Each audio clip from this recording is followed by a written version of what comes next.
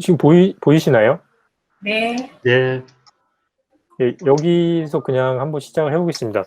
일단 오늘은 이제 제목을 이렇게 제가 잡았는데요. 코로나가 지금 1년 정도 저희가 계속 이어졌잖아요. 근데 그냥 저희는 이제 저도 이제 애기 키우는 아빠 입장이고 뭐 직장인이 그냥 그 상태였는데 뭐 이러면서 그냥 뭐 놀러도 못 가고 해외가 아니고 그냥 외부에도 나가지도 못하고 계속 마스크 쓰고 다니고 답답하고 그러니까 이런 생각만 좀 많이 했던 것 같아요. 근데 요새 들어서 1년 정도 지나니까 이제 그 헬스장 사장님 자살하셨다는 얘기도 들리고 점점 이제 한계치에 오신 것 같더라고요.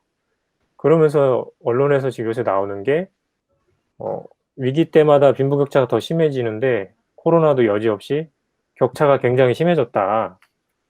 요새 그런 얘기 좀 많이 나오더라고요. 그러면서 주식 그 직장에서는 회사 다니는 직장인들은 사이에서는 주식을 안 하면 뭐 약간 뒤처지는 것 같고 이상한 사람 되는 것 같고 그 벼락거지라고 표현을 하더라고요.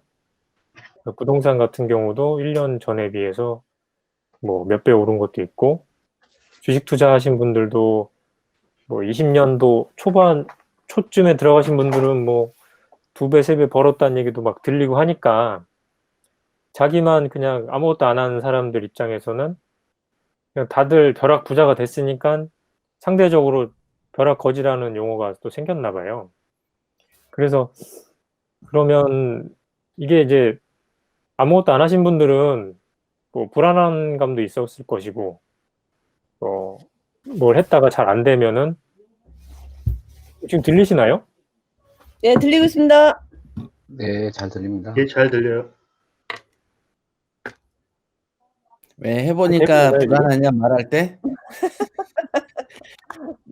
나도 다 호응이 없을 때는 갑자기 궁금할 때가 많아. 혼자 떠들 때. 이게 혼자 잭이 떠드니까 이상하지? 예, 잭이 이게 잘 안 돼가지고 그럼 너 맥북 바꿔야 되겠다, 희룡아. 예? 화질이 많이 구려. 너 와이파이라는 얘기야. 요 뭐 링크 정도에서 하나 던져줄까, 희룡아? 구매 링크? 예. 요 정도에서 이렇게 하겠습니다. 그 표정들을 좀 보는 게 나을 것 같은데요. 네, 그렇게 해요. 네. 그래서 벼락거지라는 용어가 지금 생겼는데 그러니까 이게 코로나가 시작된 지가 1년 정도 됐잖아요. 1년간 지속이 되면서 중산층이 다 몰락을 했다는 그런 얘기 이제 솔솔 들리더라고요. 그러니까 뭐 자영업 하시던 분들, 음식점 15년, 20년 동안 하시던 분들도 버티다가 뭐 문 닫으신 분들도 점점 나오는 것 같고 그다음에 뭐 포르쉐 매장 같은데 백화점 명품관 같은데 2시간 기다려야 되고 포르쉐에도 뭐 60%가 매출이 늘어났대요. 그러니까 부자는 더 부자가 되고 이제 중산층은 몰락하고 그다음에 교육도 그렇고 교육도 이제 없는 분들은 요새는 다 코로나 그러니까 등원을 안 하고 이제 뭐 집에서 원격 수업을 하시는데 노트북이 없는 애들은 조그만 핸드폰 요만한 화면으로 이렇게 보다 보니까 집중도도 떨어지고 자기가 딱 쓰는 책상도 없는 그런 거기서부터 격차가 생기니까 이 빈부 격차가 또 교육 격차로 이어지고 뭐 이런 얘기가 지금 요새 계속 나오는 것 같더라고요. 근데 지금 1년 동안 계속 이어졌고 위기가 항상 있을 때마다 빈부 격차가 얘기가 되지만 코로나 같은 경우는 더 뭔가 사람들한테 1년 동안 이제 그 IMF 때나 이럴 때는 밖에 나가고 이런 거에 제한은 없었잖아요. 근데 그 사람들 만날 수도 없는 상황이 돼 버리고 거기다가 아무것도 안 하신 분들은 그렇게 힘들게 하루하루 살았는데 1년 지나고 보니까 자기는 그냥 허탈하고 그 벼락거지가 됐다는 이런 마음이 드는 지금 상태 같아요. 지금 굉장히 암울한 것 같아요. 근데 저희들 경매하시는 분들은 그래도 부동산을 계속 관심을 가지고 낙찰을 받거나 뭐 매매를 하시는 분도 계시고 그런 걸 계속 해왔기 때문에 그런 마음은 안 들거든요. 저는 개인적으로 좀 그래요. 저는 그런데 다른 분들은 어떤지 모르겠는데 그런 마음은 좀 없어요. 저 같은 경우는. 근데 답답함은 있죠. 인제 부동산에 대해서 너무 이렇게 규제가 심해지다 보니까 그때 희망도 많이 있었고 20년도 초에 보면은 계속 이렇게만 하면은 나도 진짜 미래의 어떤 노후 걱정 이런 거 안 하고 살 수 있겠다. 이런 생각을 한창 하던 찰나에 인제 뭐 코로나도 코로나인데 부동산 규제를 워낙에 강하게 해 버리니까 약간 답답함이 좀 있는 상태지 막 불안하고 막 상대적인 박탈감이 들고 이런 건 아니거든요, 솔직하게 말씀드리면. 근데 부동산을 너무 눌러 놓으니까 요새는 주식으로 또 몰리는 것 같은데 그러니까 뭐라도 하는 거죠, 인제 그런 사람들은. 뭐라도. 그러니까 열심히 자기 직장 생활하고 그 월급의 어떤 이런 근로소득만 계속 생각하시는 분들은 쉽게 이게 잘 안 바뀌는 것 같더라고요. 근데 저희도 여기 계신 모든 분들이 그렇겠지만 그런 근로소득만 가지고는 '내 미래가 그렇게 밝지 않다.' 그래서 고민을 하고 이제 여기 지금 이 자리에 지금 다 계신 분들은 다 그런 고민을 하셨겠죠. 그래도 그 첫 발을 잘 떼신 것 같고요, 일단은.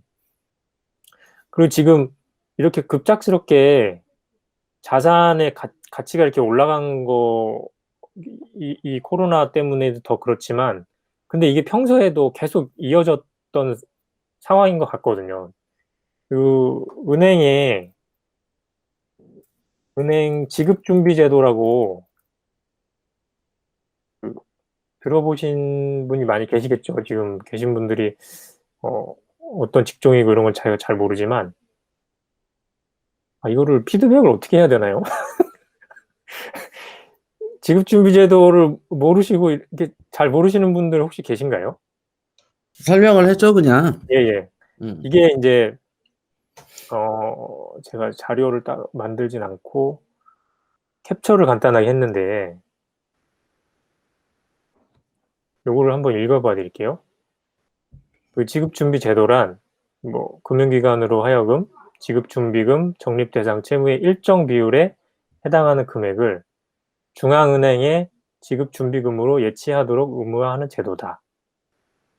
그러니까 인제 금융기관에 돈이 들어오면은 중앙은행에 일정 금액을 이제 하라는 거죠. 그러니까 뭐 적금 같은 걸 들어왔을 때 어느 정도 비율은 중앙은행에 예치를 하고 그 은행이 원래 대출을 하는 업무를 하는 데니까 예대 마진으로 그 사업을 하는 곳이잖아요. 그러니까 이걸 다 대출 100% 만약에 100만 원이 예금 들어왔는데 100만 원 다 대출해 버리면 그러면 보장을 못 받잖아요, 그 고객들이. 그 해지하고 인제 돈을 찾아가려고 하는데 돈이 은행에 없다. 그러면 안 되기 때문에 제가 생각하기에는 100%를 그래도 한 50% 정도는 은행에 남겨 놓지 않을까 한데 이게 18년도 기준인데 이거 한번 보세요. 정기예금은 2% 기타 예금은 7% 래요. 그러니까 100만 원을 저축을 받으면 10%도 안 남겨 놓는 거죠. 그렇게 법적으로 10%도 안 남겨 놔도 은행은 아무런 제재가 없는 거예요. 그러니까 그러니까 지금 말씀드리는 거는 코로나나 어떤 극심한 위기 상황이 아니더라도 아무것도 안 하고 가만히 있으면 내 돈은 자꾸 가치가 떨어진다는 거예요. 그러니까 100만 원이 예를 들어서 전 시장에 100만 원이 있었어요. 근데 어떤 사람이 이거를 은행에다 적금을 한 거예요. 그러면은 은행에서는 아까 전에 7% 그냥 예금이 7% 였는데 그냥 대략 한 10% 라고 잡아도 10만 원만 은행에 있고 90만 원은 또 시중에 대출로 이걸 풀 수가 있잖아요. 그러니까 그 10만 원 그러니까 100만 원 적금한 사람 같은 경우는 실제로는 자기는 돈을 가지고 있진 않지만 그 예금을 한 사람은 통장에 자기 통장에는 그래도 100만 원이 찍혀 있는 거잖아요, 자기 통장에. 은행에는 10만 원만 가지고 있고 90만 원은 시중에 또 풀리고. 그럼 이렇게 하다 보면은 이렇게 하면 100만 원 가지고 있는 사람이 한 명 있는데 옆에는 또 90만 원이 또 생긴 거예요. 그러면 전체 시장에는 190만 원이 돈이 있는 거죠. 그러니까 꼭 이렇진 않겠지만 이게 어떤 가상이긴 한데, 그러니까 은행이라는 이런 기관이 있기 때문에 내가 현금을 가지고 있어도 이게 100만 원일 때는 100만 원이지만 200만 원일 때 이 경우 같으면 시중에 200만 원이 돼 버리면 자기 100만 원밖에 없으면 그게 2분의 1이 된 거잖아요. 그냥 뭐 자산 가치로 따지면 뭐 100% 이렇진 않겠지만, 그러니까 꼭 코로나가 아니고 평소에도 계속 이제 현금을 가지고 있으면 자기 그 화폐 가치가 계속 떨어진다는 거죠. 그러니까 이제 저도 이런 거는 정확히 몰랐어요, 어릴 때는. 근데 뭐 아까도 말씀드렸다시피 근로소득만 가지고는 어렵다. 애들 둘 키우려고 하고 뭐 이렇게 저렇게 해 보니까 굉장히 힘들더라고요. 그래서 관심을 가지고 공부하다 보니까 '아, 은행에도 이런 제도가 있구나.' 이렇게 알게 된 거거든요. 그래서 항상 이제 그냥 돈이 얼마 있지도 않지만 돈만 갖고 있으면 불안한 거예요. 예. 그래서 자산을 어떤 부동산이든 주식이든 투자를 하려고 알아보고, 저도 주식 투자를 많이 해 봤거든요. 뭐 IPO 같은 이런 것도 해 보고 해외 쪽 주식도 해 보고 뭐 홍콩 주식도 사 보고 진짜 막 해 봤어요. 근데 그 직장을 다니는 상황에서 가장 접근하기가 쉬우니까 주식을 많이 하시잖아요. 저도 그런 이유에서 했는데 돈을 벌 수는 있어요, 이게. 근데 지속적으로 꾸준히 끝까지 벌 수 있냐? 거기에서 의문이 생기더라고요. 제가 지금은 이제 주식을 안 하는 이유가 어 이게 처음에는 뭐 500만 원, 뭐 좀 많아지니까 1,000만 원 이렇게 했는데, 나중에는 어떤 뭐 부동산을 갖고 있는 걸 좀 팔아서 주식을 하고 막 이런 단계까지 저도 모르게 그렇게 간 거예요, 그게. 왜 그런지 모르겠는데 처음 생각한 거랑 다르게 흘러가더라고요. 그래서 뭐 제가 살고 있는, 뭐 그때는 전세를 살았는데 전세금 빼고는 다 주식 계좌에 들어가 있고 어느 순간 이렇게 된 거예요. 그러면서 이게 워낙에 이제 출렁출렁거리잖아요, 지수가. 그러다 보니까 어느 순간 내가 이렇게 힘들게 벌어 놓은 게 다 날아갈 수 있겠구나. 그런 위기가 탁 들면서, 그러면서 이제 아예 그냥 접었거든요.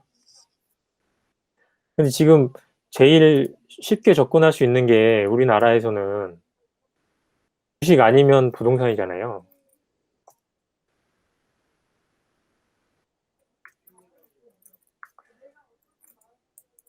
부동산. 근데 주식을 해 보니까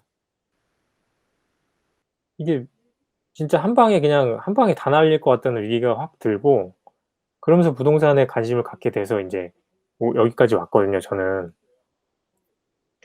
근데 지금 뭐 규제가 워낙 심하고 뭐 대출도 안 해 주고, 저도 인제 약간 이사를 가기 위해서 최근에 대출을 알아봤는데, 뭐 멀쩡한 담보가 있어도 그냥 아무 근저당이 안 걸려 있는 담보를 들고 가도 은행에서 대출을 안 해 줘요. 기존에 인제 어떤 대출했던 이런 거, 그다음에 저의 그 근로소득 대비해서 DSR 비율이 너무 지금 오버된다, 기준에 오버된다는 거죠. 그래서 안 해 줘요. 옛날하고 완전 틀려졌어요, 지금. 그런 상황이긴 하지만 그래도 저는 계속 이제 관심을 가지고, 뭐 대출을 안 받아서 투자할 수 있는 것도 또 있거든요.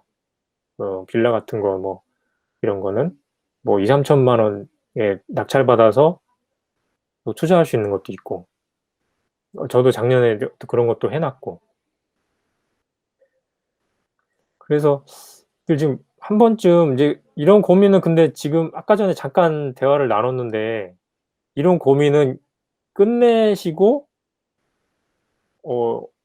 이 강의를 들으러 오셨던 것 같아요. 지금 말씀하시는 거를 지금 지금 한 분 한 분 다 듣진 않았지만 이런 고민은 충분히 하셨기 때문에 지금 아무것도 안 하고 있으면 이제 위기감이 더 들고 이런 시대라는 거.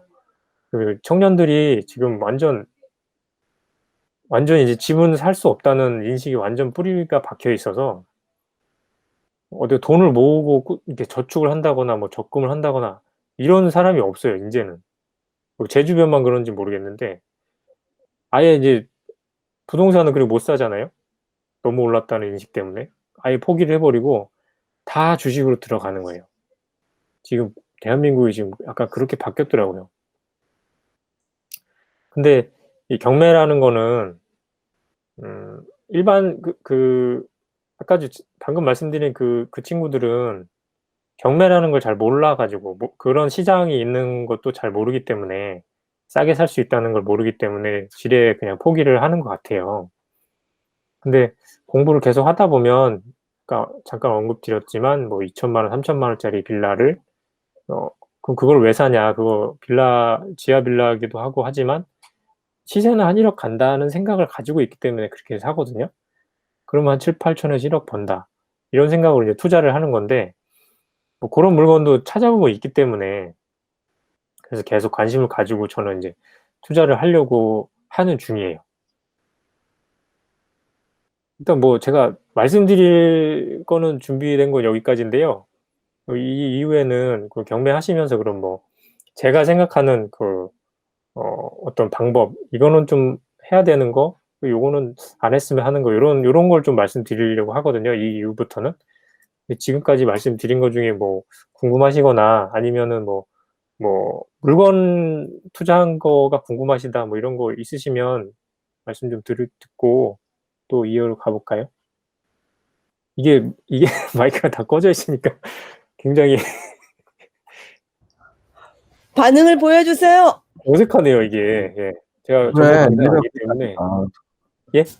내가 그래. 예. 너 때문에 호응이 빠르지 않잖아. 그러면 강의하기 싫어져. 이게 꺼진 건가? 저 자꾸 확인하는 거예요, 지금. 인터넷이 지금 꺼졌나 근데다가 이제 얼굴이 웃지도 않아. 그러면 적응만 하고 있어. 예예. 근데 자기들은 그걸 몰라, 안 해보니까. 이게 해보니까 알겠지. 예. 굉장히 이게 어색하네요. 힘들어 이제 막. 그러니까 예예예. 강의만 잘하면 되는 게 아니고 예. 인내심하고 다른 것도 되게 세야 돼. 그러니까 여기 이제 뭐 얼굴을 꺼 놓으신 분도 계시고 그래서 접속이 끊어진 것 같기도 하고 막 그러네요, 지금. 그러니까 근데 이제 너가 보니까 그렇지 나 같은 경우는 그 다른 사람이 얼굴을 꺼 놓으면 되게 열이 받아, 무관심하고. 그리고 진짜 그런 게 여러 가지 감정이 착잡하게 겹친다. 예예. 이렇게. 이게 자, 그럼 뭐 질문이 있으시면 한번 해 주시죠, 여러분들. 솔직히 제가 지금까지 말씀드린 건 뭐 전문적인 내용은 아니고 다 웬만하면 다 아시는 내용들이기 때문에 질문이 없으실 수도 있는데요. 아니 뭐 없으시면 좀 이 질문은 아니더라도 뭐 예. 예를 들면 뭐 선배로서 경매는 이렇게 어떻게 하셨냐. 뭐 듣자하니 경찰이라고 하셨는데 어떤 이제 그 공무원으로 만족이 안 되셨냐. 뭐 이런 것들도 많이 하실 수 예. 있는. 편하게 예예. 저 궁금한 게 지금 보면 대표님도 그렇고 자기소개 해 주시고 한번 질문해 주시죠. 저는 양우종이라고 합니다. 네. 일단 지금 기초반도 하고 있고 스파레즈도 하고 있는데 이제 궁금한 게 이제 맨 처음에 저 강의 들었을 때 대표님도 그렇고 이사님도 그렇고 일단 경매하면서 최고의 그 경매했던 중에 그 가장 자기 인상 남은 물건들은 다 갖고 계시더라고요. 그것 때문에 좀 더 애착이 가고 그걸로 인해서 계속 경매를 하고 계시는 그런 물건이 혹시 있으신지 있다면은 좀 어떤 건지 저희한테 좀 얘기 좀 해줬으면 좋겠습니다. 예. 물건은 저는 애착이 많이 있죠. 많이 그런 물건이 많이 있는데요. 물건을 한번 보여 드릴까요, 그러면? 잠깐만요. 반응을 보이란 말이에요. 반응을. 네. 이 키왕짱 옵션을 하도 안 들어가 가지고 완료된 거 아니니 혹시? 아니 이게 비밀번호가 죄송합니다. 그럼 키왕짱 옵션 없이도 경매 낙찰을 계속 보시는 거네요. 아니요. 그게 아예 다른 걸 본다는 게 아니고요. 형적 옵션을 지금 안 들어가서 비밀번호가 자동으로 지금 저장이 돼야 되는데 잠시만 끊어주시겠습니까? 잠깐만요. 뉴일용 비번이 뭐냐? 내가 확인해 줄게.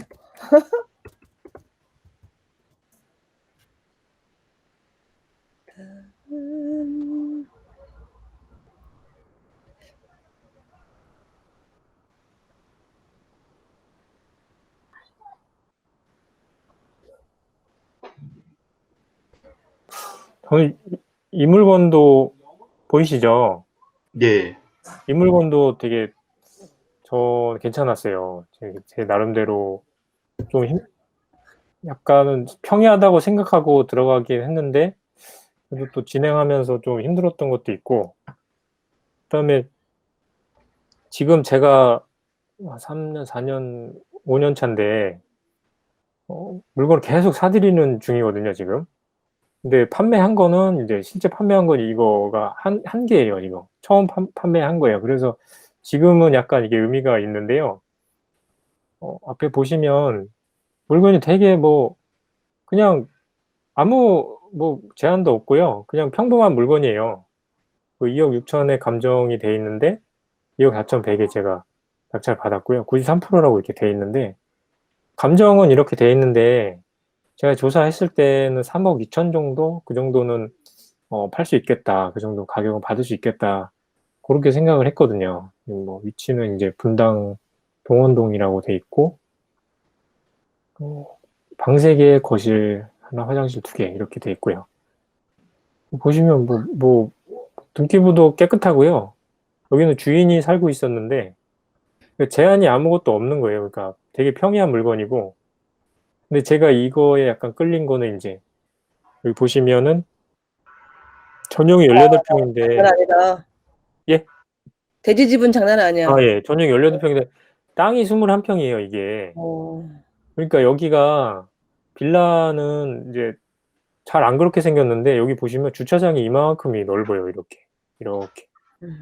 그래갖고 거의 세대 여기 뒤에도 될 수 있거든요, 주차리. 여기 라인이 2개라서. 근데 빌라인데 세대당 주차가 한 면씩 나오는 거예요, 거의.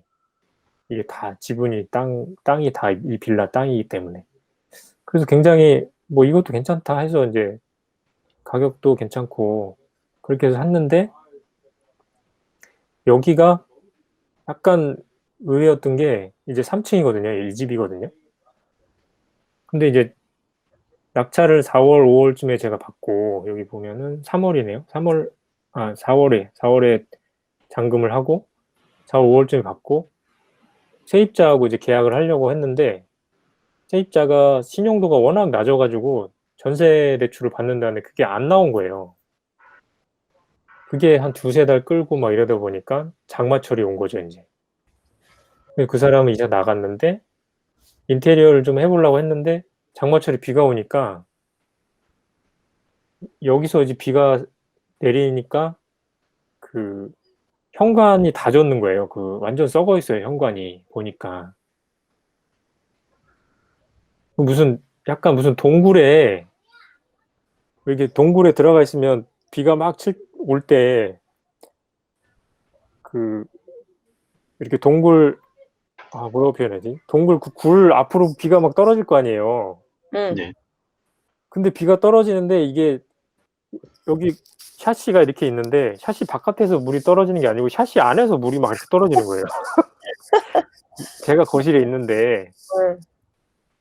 집이 왜 이렇게 물이 왜 이러지? 근데 이제 약간 당황했죠. 그 샤시가 거기가 다 썩었어요. 거기가 이제 바닥이 강마루 같은 거로 돼 있었는데. 근데 뭐 수리하면 되겠지 하고 이제 수리했죠. 근데 보니까 바깥에서 코킹 작업을 이렇게 하더라고요. 저는 천장 어디가 이제 뭐 혹시 문제가 있나 했는데 그게 아니고 그냥 샤시 있는 주변으로 해서 코킹을 하고 그다음에 이 빌라가 벽이 제천에 불났던 그 벽이 재질이 혹시 대표님 그거 기억나시나요 혹시? 그 그걸로 비트 뭐라고 하지 않아? 비트? 드라이비트. 드라이비트. 예. 드라이비트 재질로 되어 있는 거예요, 벽이. 근데 음. 그게 오래되면은 이렇게 갈라지더라고요. 그러니까 드라이비트라는 게 그 콘크리트 벽이 있고, 그 다음에 그냥 거의 단열재 같은 스티로폼 같은 게 있고, 그 다음에 약간 플라스틱 비슷한 껍데기가 그냥 붙어 있는 거예요. 그게 드라이비트인데, 그 플라스틱 부분이 가장 외장재 그쪽이 갈라지면서 물이 들이치고, 그래서 이게 물이 새더라고요. 그래서 코킹하고 그런 갈라진 부분 이렇게 보수하고 이랬더니 잡혔어요. 그래서 거의 뭐 1년이 아니고 한 낙찰받고 잔금하고 그러면서 수리하는데 좀 한 3-4달 좀 길게 잡았어요. 이제 명도하고 이렇게 되다 보니까. 그래서 수리해서 전세 마치고 한 일주일 있다가 누가 또 산다고 바로 연락이 온 거예요. 그러니까 전세 세입자 계약하고 입주한 다음에 일주일 있다가 누가 집 사겠다고. 그렇게 연락 와서 그냥 팔렸거든요. 근데 비가 와서 좀 고생을 했는데 너무 또 팔릴 때 또 너무 쉽게 팔리더라고요. 이제 빌라라는 그런 고정 약간 관념들이 있으시잖아요. 아파트는 잘 팔려도 빌라는 안 팔리지 않냐, 뭐 떨어지지 않냐, 뭐 이런 게 있으신데 실제로 이제 팔아보니까 근데 그런 거는 시세 조사를 하면서 이게 다 어느 정도 그런 뭐라 그러지? 그런 편견들 같은 거 이런 건 다 없어지거든요. 그 모르는 사람들이 그냥 그렇게 얘기하는 거지. 부동산 사업자들은 실제로 그 동네에서 빌라도 팔아보고 뭐 다 팔아보잖아요. 그런 얘기를 저한테 해주니까 그런 뭐 안 해본 사람들이 어떤 그런 얘기들은 다 거기서 이제 걸러져요. 그래도 실제로 팔아본 거는 처음이기 때문에 2억 4천 아까 100에 받아가지고 한 300인가 400 정도 수리하고 그 다음에 3억 2천을 불렀다가 뭐 이렇게 약간 조율해서 1,000만 원 정도 깎아서 3억 1천에 팔았거든요. 그러니까 7천 정도 차익은 났죠. 그리고 그리고 이제 이게 물건이 좀 특이한 게 그렇게 물이 샜잖아요. 예. 근데 이게 위에 층에서부터 이게 시작된 거기 때문에 위에 층에 올라가서 여기 지금 인테리어 다 했는데 물이 이렇게 많이 샜다. 그때 자기가 제가 한 번씩 말하는데 보험 가입을 해놨더라고요. 일상배상 그 책임 보험을 가입해서. 그래서 실제로 한 인테리어를 한 300 얼마 정도 전체 다 해서 그 정도 했는데 보상을 한 300 얼마 정도 받았어요. 그러니까 이제 거의 공짜로 수리하다시피 된 거죠.